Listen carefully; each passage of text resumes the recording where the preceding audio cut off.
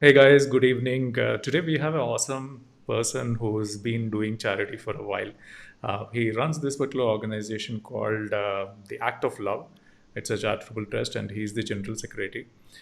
Emmanuel is from Bangalore, though his roots are from a different state, but he's been working. He's a professional. He's managing his career apart from this particular organization. He's been doing a lot of work. I'll play a video which talks about all the initiatives that he's taken during pandemic, where while most of us were at home, this particular team decided to move out and help people out. So thanks a lot, Emmanuel. It's an honor having you on the show. It's an honor having everybody who's been doing great back to the society during COVID time. These are special moments. These are very rare moments that come. So, but glad to have you here. Thanks, Ravi. It's a pleasure to be part of this program, and thanks for the opportunity Most welcome. to come live on this show. Okay, Emmanuel. Before I get on to asking you about yourself, Mhm. audience and friends who are watching this show has been sponsored by Valmiki Foundation. They really liked the profile of Emmanuel, and they said, okay, yes, he should be on the show. So thank you, Valmiki ji, and I would also thank Sohni for recommending Emmanuel for his good job from Bangalore. So thanks a lot, Sohini. So Emmanuel, the friends would like to know about you. Where are you Mhm. from? Where are your roots? When did this particular passion triggered to start a charitable trust, which is a thankless job? And there's a lot of scope. When did this trigger, and what are you up to? So maybe you can talk about Okay. yourself. Yeah. Um, as you all know, my name is Immanuel, and I'm basically from Bangalore. I was born and brought up in Bangalore. My parents are from Tamil Nadu and settled in Bangalore, and I'm a proper Bangalorean, like born and brought up in Bangalore. So that's my roots. And in terms of my profession, by profession, I'm an engineer. And along with that, right now, currently, I'm pursuing my management studies at IIM Kozhikode. And along with that, I also run one of my small kind of firm with partnership with my friends in terms of teaching cricket to children, finding the right talent and teach them cricket, not just the cricket, hockey, and other sports. Encouraging children with sports, that is one of my passion as well. So along with that, my full-time passion is serving the society. How it all started is from my mother initially. When I was a kid, I used to see my mother used to do a lot of service. Service in sense, she used to know the society very well where she lived in. So she used to identify the right needs. I mean, family who are actually in need, and she supports wherever possible with on her capacity. So that is when I got exposed towards the society, towards the social service. And followed by that, my uncle is my mentor. His name is Albert Amatraj. Excuse me. So his name is Albert Amatraj, who actually exposed me to actual service. He actually took me to villages, rural villages, where they used to conduct some training programs for the children's, some enablement program for the women's, general awareness programs, health camps, medical camps.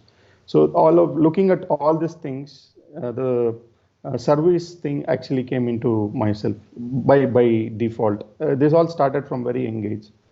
And when I was studying my graduation engineering, so I decided, okay, now we have got something from the society. We have seen enough, like how the service works.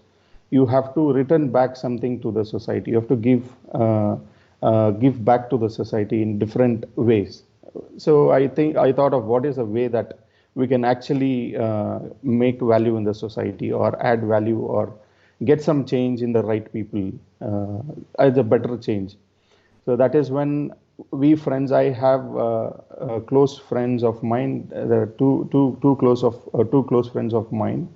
So we three decided to start the service. So we started as an individual.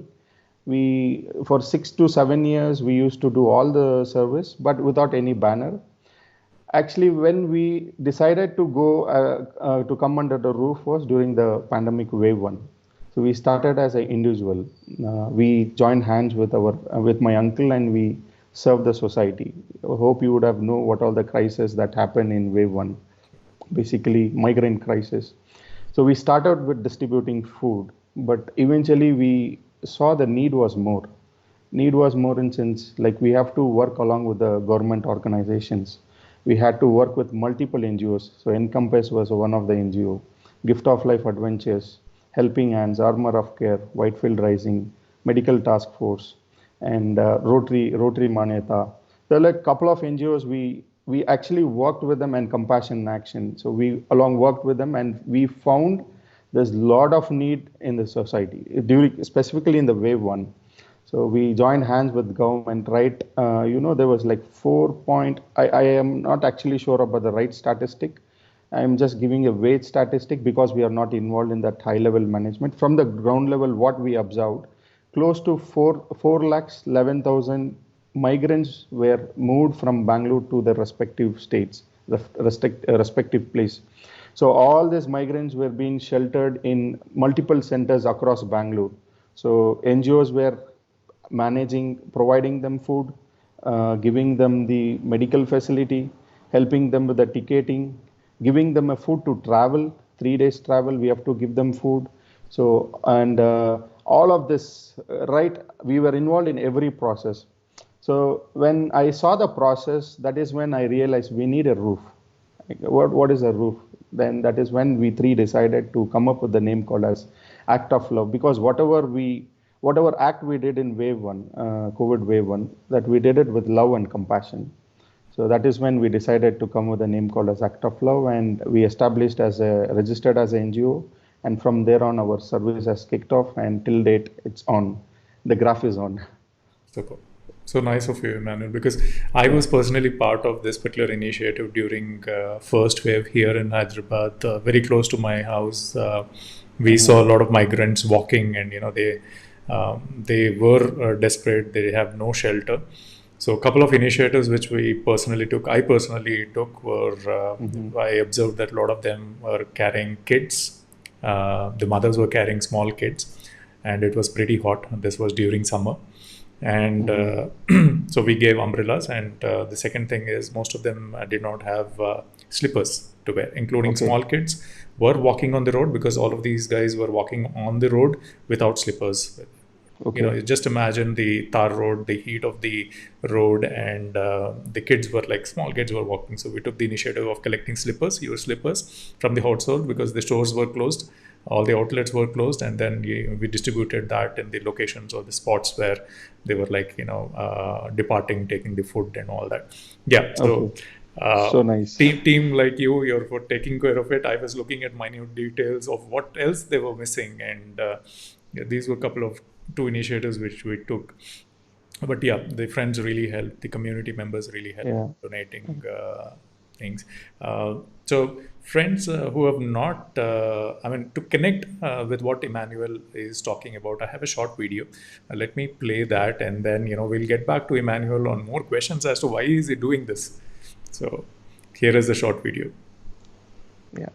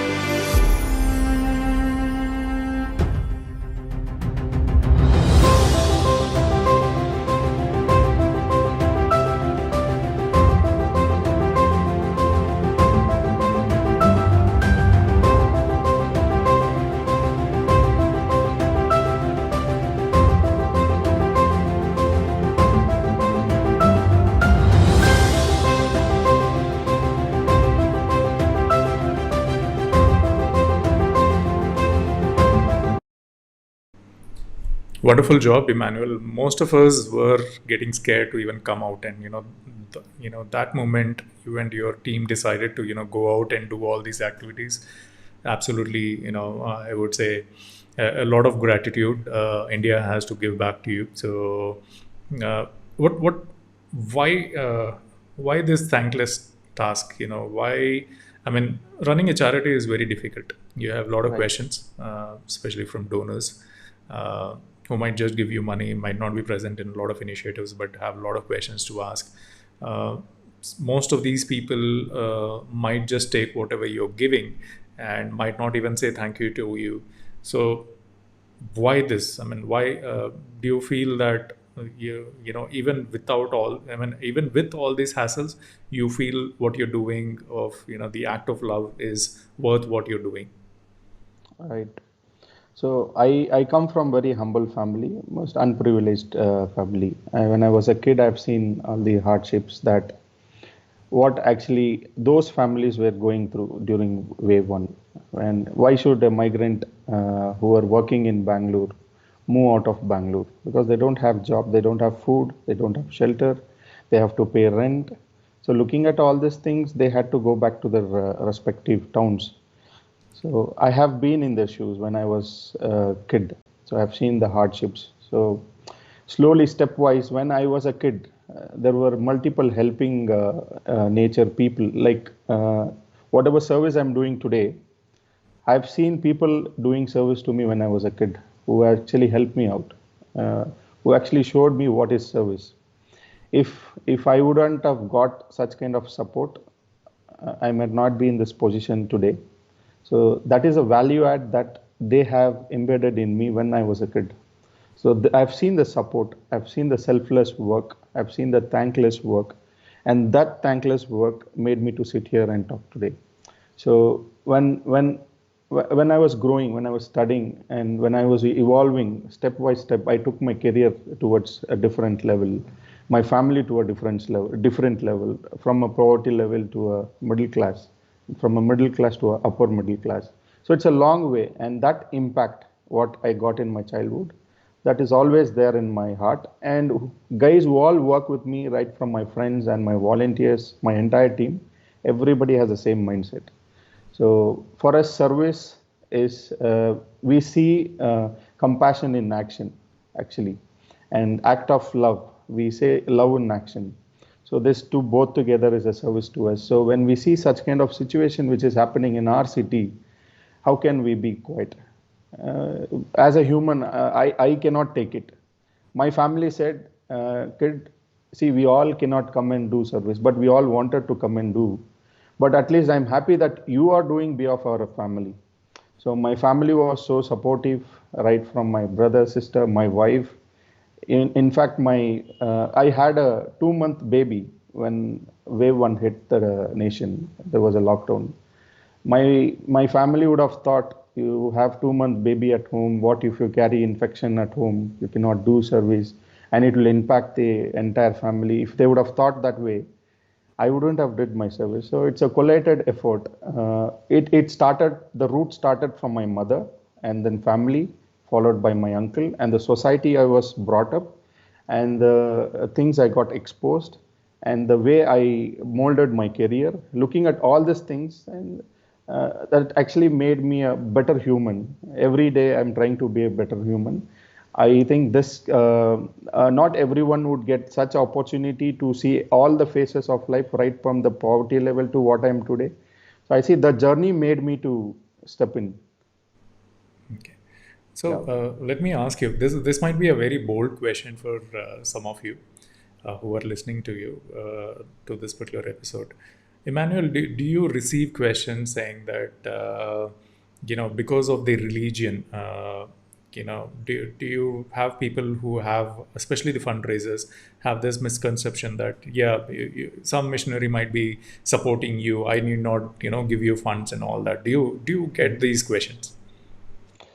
Of late, not exactly, but one or two donors, yes, they ask. In fact, before they ask, they think, okay, these guys could be this type of charity organization. They may have some internal affiliation with missionary or with political background.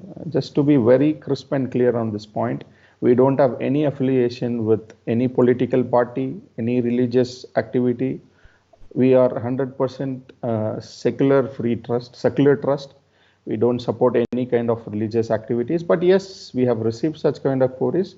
So to answer all of this, in our trust, we have uh, all type of volunteers from every religion, and everyone will be part of our activities, right from Jain, Hindu, Muslim. So our core committee members, you can see, I would say Hindus are there in our trust, Christians are there in our trust, Muslims are there in our trust, Jains are there in our trust, and few gentlemen from Sai fraternity are there in our advisory roles.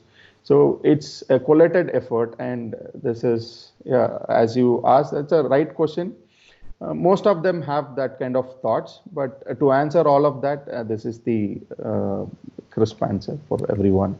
Thanks for being very honest, and this is the clarity I think we need. And sorry for asking this, but I think as a common man, we have this mindset, we have this assumption which kills the intent of coming forward and donate. So 99% intention that yes, let's do something, let's find the organization, but that gets killed by these assumptions. I think the message which I want to really pass on, the reason I asked this is for people, audience who are watching this, it's okay to ask, get clarified, rather than Right. stepping back from volunteering and supporting some of the NGOs, because not everybody can do this. For 5% or 10% people doing this, I think feel free to ask, clarify your doubts, but don't stop. Please volunteer, or support these NGOs with your funds. So that's it. Thanks. Exactly. Thanks, Ravi, for this. Most of the NGOs has this struggle. So many donors, they actually stereotype themselves. Even before reaching out and clarifying, they think, okay, they can be this. And that's where they put a barrier. And that particular support doesn't reach us where it's supposed to get reached. Yeah. So in such case, it is always better to ask questions like, yes. Get it clarified. It's okay to say, no, clarified. sorry, I cannot support you because I have different things in mind, but at least get it clarified. I think that will solve most of the issues. So, what were your best moments, Immanuel, and, best causes that you could support till date, especially the COVID time? I have multiple moments. I would like to share one moment. Cost, maybe I can say multiple. One moment when we were doing Wave 1 service. It's a place called as Palace Ground. Close to 1,200 people are stationed there. Next day morning, they have a train to go to the respective states. So basically, people from Odisha, people who have to go to Odisha, Jharkhand, Bihar, and Chhattisgarh. So all four people states have been segregated in Palace Ground. They have been kept segregated, and they've given accommodation to stay for that night. And next day morning, with the ticketing process, they can go to the respective trains and go to the states. So that night there was a lady who was I think 9.5 months. She was completely almost to deliver a baby. She was in a stage of delivering a baby. It was almost like 11:45 p.m. We received a call. After giving dinner to all of them, we reached our homes around 10:45, and we get a call around 11. Says such kind of lady is struggling. Let us know what to do. So we immediately called up all our known NGOs. Nearby volunteer NGO was Medical Task Force. So we updated and called, hey, see, this situation is there. What do we do? Okay, then we immediately rushed up to the spot with an ambulance. We took her to a nearby hospital, Ramaya Hospital. She delivered a baby, boy baby, and it was a normal delivery. After 2 days, she was back to the same place, and we coordinated with the government officials. We arranged a special train for her to reach her town. She reached her town and she calls and say, "Bhaiya, hum log gaon pahunch gaya." So that was a great satisfaction. We were in tears. I mean, joy of tears, So that's the best moment that I have come across the service. Initiatives are a couple of initiatives. One of the initiative what we are currently doing is spreading education to children, unprivileged children. Like I see myself in them today. When I was a kid, there was certain social service workers who used to teach me computer even that time, who used to teach me actually that point of time it was typewriting was Famous that. in that time, so they used to teach me typewriting and little bit exposure towards computer also. But now I'm doing the same thing with such kind of unprivileged children. So we have joined hands with another NGO who are stationed in different region of Bangalore. So we're going to kick off that project in another week, basically having a proper basic computer training course for the unprivileged children. Basically, the parents are daily laborers, migrants, who don't have a privilege to afford a computer education for them. So my sense of satisfaction is to teach them and ensure that they operate computer by their own, which will add value for them in future. Super. Thank you. I'm sorry. Okay. So what are the other projects, other initiatives that your organization is focusing on right now? Okay, wave 2 actually hit Bangalore very badly. I mean, it hit the entire nation very badly. During the lockdown, most of the street vendors have lost their livelihood. I mean, they don't have an investment again, for example, a fruit seller or a cobbler or even a small shop who sells tea. So they have lost their livelihood and they need an investment again to kick off their business.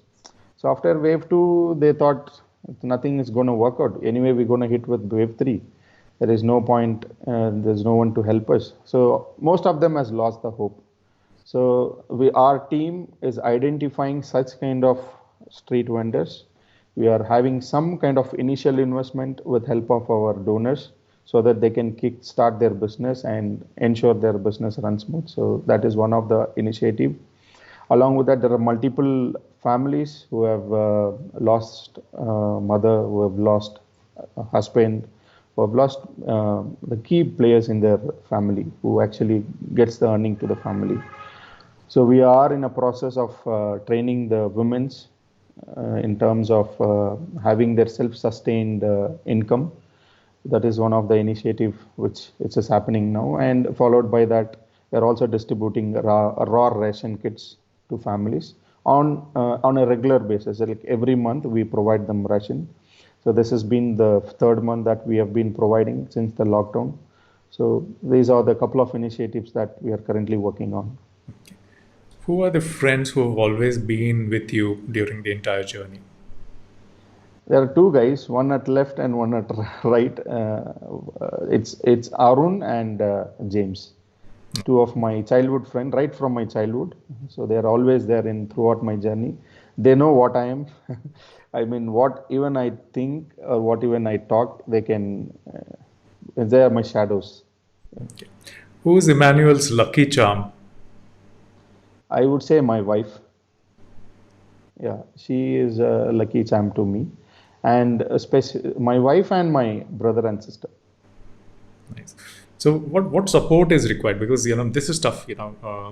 Every project gets executed, and then you have a new initiative, and that needs a lot of funding and a lot of support, a lot of activities.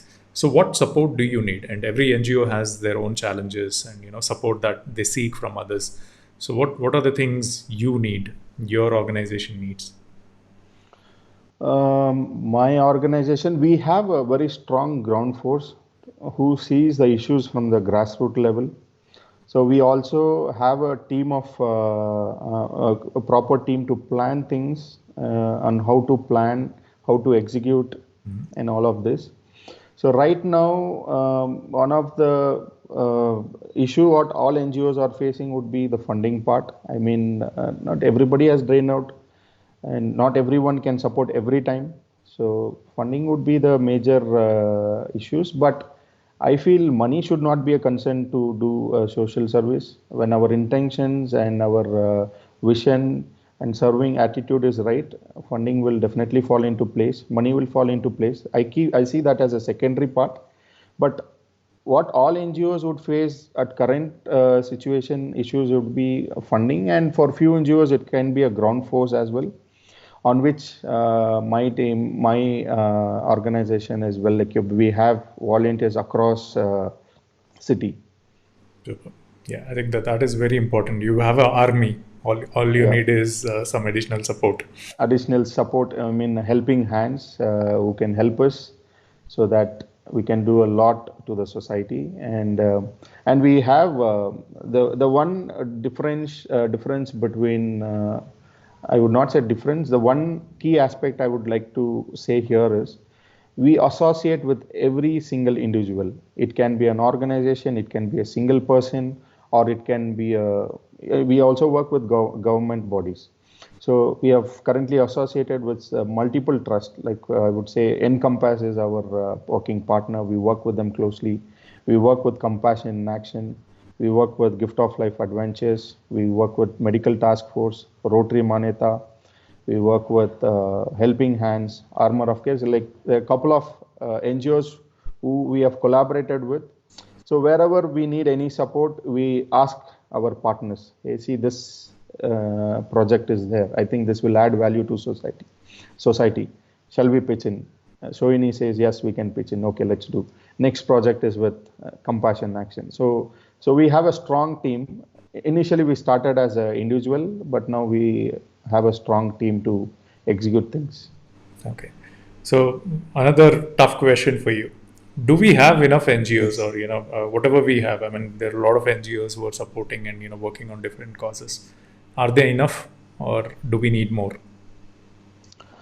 My frank opinion would be, like as I told, every single individual, if they know their society better, I mean, first, if they know their country better, if they know the city better, if they know their lane better, if an individual can act wisely, or if they have a little bit of compassion towards the society they live in, I don't think more NGOs are required. Now we are lacking in that individual compassion, and that is why NGOs are required at this particular time. We need more NGOs to come forward. I mean, many youngsters to come forward, have your NGO created, and do as much as possible to the society, so that you can also grow and the society also grows together. I think it's a need of hour. I would say the need of hour would be, rather than NGO, I would say compassion and love towards the society. If that we have to all, if all individuals have this, then there is no need of NGO. Everybody can do service. So that is lacking actually, and that is why NGOs are required for now. Okay. So let me ask you this particular last question, before we end the show. So you've been very cool in the entire journey, entire interview. You're very calm, composed. You're very clear about what you need, or what's going on. What upsets Immanuel? What upsets Immanuel? Most of the time, I would say the situation. Like there is a situation, there is a need. I've seen there is a dire need there, but at times we are tied up. Our hands are tied up. We don't have enough support that particular time, and our partner organizations are also tied up. And we see there is a need, and we are still not able to fulfill it. Somewhere, instead of giving 100% of our efforts, we only put 8% or 10%, and remaining 90% is unfulfilled. We start something, we actually look it from the grassroots level, fix it from the grassroots level, so that doesn't occurs again. But we know whatever we did, it's a temporary fix, and it will again occur again because of our internal issues. And if you don't execute such things with complete fulfillment, that actually pokes me. As a human, it keeps poking me. Till date, I have such a couple of projects like what I did. I'm still not able to execute it, give my complete things to that, complete resource to that. So such kind of things actually put me to depression. Yeah, I agree with you. It's so painful that a lot of people are there. They can do it. It's just that they won't do it. Right. So, any message you want to pass on to the friends who are watching this? Yes, I want to pass on one message to all the people who are watching here. Know your country better, know your city better, know your society better, know your lane better, at least know your lane better. Try to identify few needs, have compassion towards them, have love towards them, spread love, and support whatever possible from your end. So everybody at this moment needs support. Not there's a lot of write-ups, lot of quotes. What I would say is everybody can do little bit of them, a little bit of support. What we can, at least cook one meal extra. What if you're cooking for five, cook one meal extra and give that one meal to person who cannot afford. Just that one small difference can make a big change to that person.